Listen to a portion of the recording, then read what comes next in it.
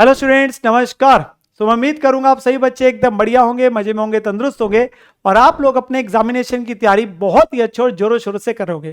तो सितंबर के एग्जामिनेशन जो सीए इंटरमीडिएट के जस्ट कुछ दिन बाद है और इन लास्ट डेज के अंदर में कहीं ना कहीं हमारे पास टेंशन हो रही होती है। हमने इतने समय से मेहनत करी होती है फॉर अवर एग्जामिनेशंस, अपनी तैयारी कर रखी होती है, बट कहीं ना कहीं इस समय आके वो एंग्जाइटी, वो स्ट्रेस फील होना शुरू हो जाता है। तो मैं इसीलिए मेरे प्यारे बच्चों यहां पर आप लोगों के लिए एक बार के लिए वीडियो लेके आया हूं कि आप लोग अपना जो पेपर नंबर 1 है एडवांस अकाउंटिंग का, उसकी लास्ट के 3 से 4 दिन में किस प्रकार से स्ट्रेटेजी रख सकते हैं, किन किन चीजों का ध्यान रख सकते हैं, डे वाइज प्लान आप लोग कैसे अपने पास बना सकते हैं ताकि आप इस पेपर को अपने पास में क्लियर करके दिखाएं और अच्छे से अच्छे नंबर लेके आ सके। बहुत सारे ऐसे बच्चे हमारे पास में जो इस एग्जामिनेशन में जब सितंबर के देने वाले तो वो फर्स्ट टाइम देने जा रहे हैं, बट काफी सारे ऐसे भी स्टूडेंट्स हैं जो मई के एग्जाम में अनसक्सेसफुल रहे थे, जिसकी वजह से उन्हें इस बार फिर से एग्जामिनेशन देनी पड़ रही है।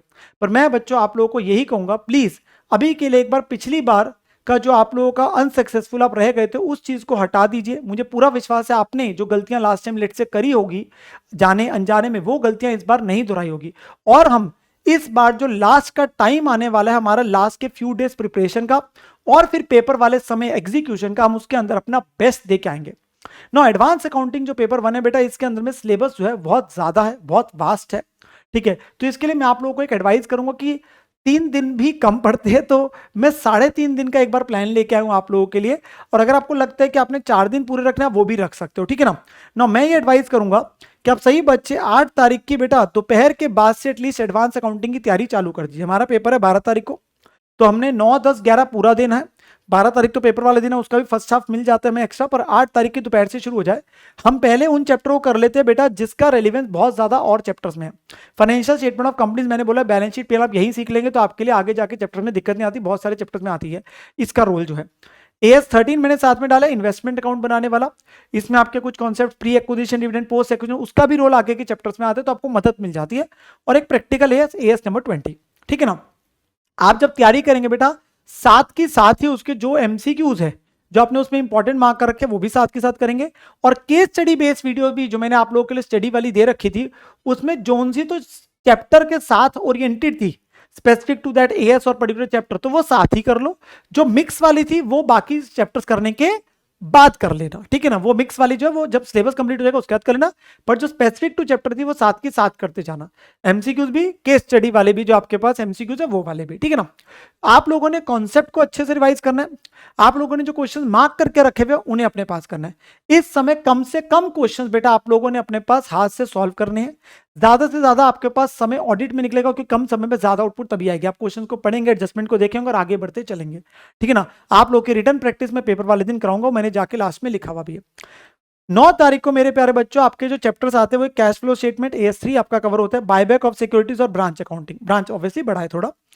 AS11 वो ब्रांच के में भी, उसमें फॉरेन ब्रांच का टॉपिक आया था और बाकी कुछ मैंने अकाउंटिंग स्टैंडर्ड्स भी रखे along with the basics of AS, जो इंट्रोडक्शन है एप्लीकेबिलिटी। तो ये आप रख सकते हैं अपना नेक्स्ट डे का टारगेट 9th का। 10th में आपका टारगेट में बेटा इंटरनल रिकंस्ट्रक्शन, बहुत मतलब मैं ये नहीं बोलूंगा बड़ा चैप्टर है, यस आसान भी है चैप्टर, एंट्रीज और आपके चीजें आती है मेनली। अमेलगमेशन एक बड़ा है और ये आपके रखे बेटा मैंने इंपॉर्टेंट वाले प्रैक्टिकल काफी हद तक oriented accounting standards, these are important standards जो मैं बोलता हूँ जिनको करने में भी आपका समय लगता है, तो एक वो आपके पास अच्छा खासा दिन इनमें लग जाएगा। 11 तारीख को बेटा आपके पास कंसोलिडेशन का जो चैप्टर है AS23, 27 उसके साथ लिंक में आ जाते हैं कहीं ना कहीं, तो वो भी साथ ही हो गए।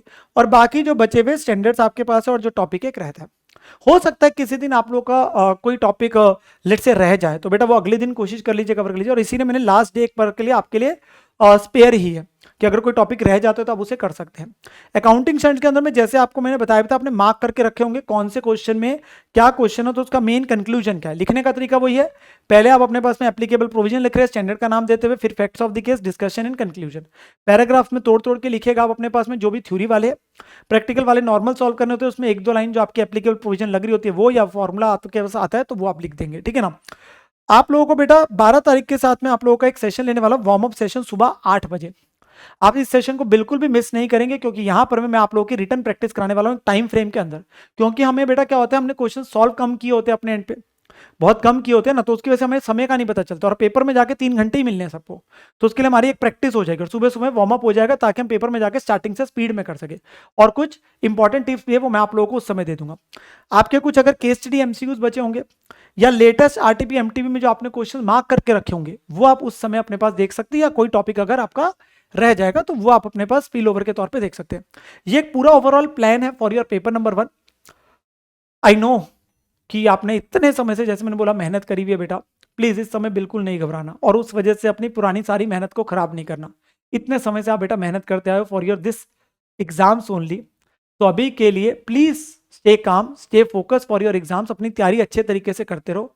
अगर आप अपने एफर्ट्स में बेटा ट्रू रहेंगे, आप अपना पेपर अच्छे से देके आएंगे, तो श्योरली आप बेटा एग्जाम्स को क्लियर कर लेंगे। मैं यही नहीं कहता कि एग्जाम्स बिल्कुल आसान से आएंगे, ऐसा नहीं है। यस, एग्जाम्स आपके माइंड को, नॉलेज को आपके टेस्ट करेंगे, स्पीड को आपकी टेस्ट करेंगे, एंड हम उस चीज के लिए तैयारी कर रहे हैं और हम पेपर के अंदर अपना बेस्ट दे के आएंगे। हम हिम्मत नहीं हारेंगे, बिकॉज जैसे मैं हमेशा बोलता हूं बच्चों को, द ओनली फेलियर इज, मेरे प्यारे बच्चों, व्हेन यू से I give up.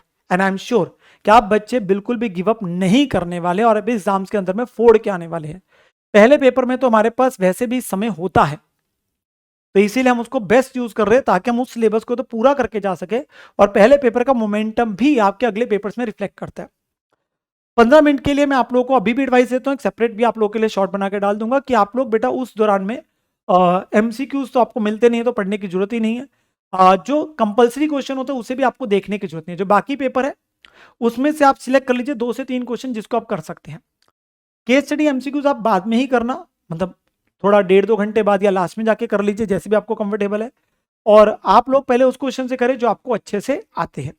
Please questions को ध्यान से करना है, बट ऑब्वियसली थोड़ी स्पीड बनाए रखनी है ताकि हमारा पेपर टाइमली कंप्लीट हो जाए, ठीक है ना।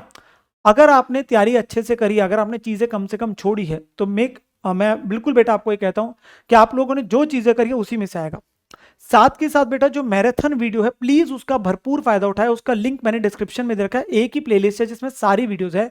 मैराथन आपके पास में वीडियो है सारी की सारी, केस स्टडी की है, आपका जो जून मई वाला पेपर था उसकी सॉल्यूशन वीडियो है, आपकी आरटीपी की वीडियो है, आपके एमटीपी की है। तो आपको कहीं किसी क्वेश्चन में कोई डाउट आपको नहीं समझ आ रहा, कुछ आप अपने पास कर सकते हैं। तो अपनी तैयारी अच्छे तरीके से करिए। मेरी बेस्ट विशेष आप लोगों के साथ में। ऑल दी बेस्ट मेरे प्यारे बच्चों फॉर योर एग्जामिनेशन। एंड मैं आप लोगों के साथ में बेटा लाइव मिलूंगा वार्म अप सेशन में on 12th of September at 8 AM in the morning बेटा, फॉर दी फाइनल आपके पास जो पार्ट है ना। मुझे पूरा जैसे मेरे विश्वास है कि आप पेपर अच्छे से करके आएंगे। ऑल दी बेस्ट मेरे प्यारे बच्चों।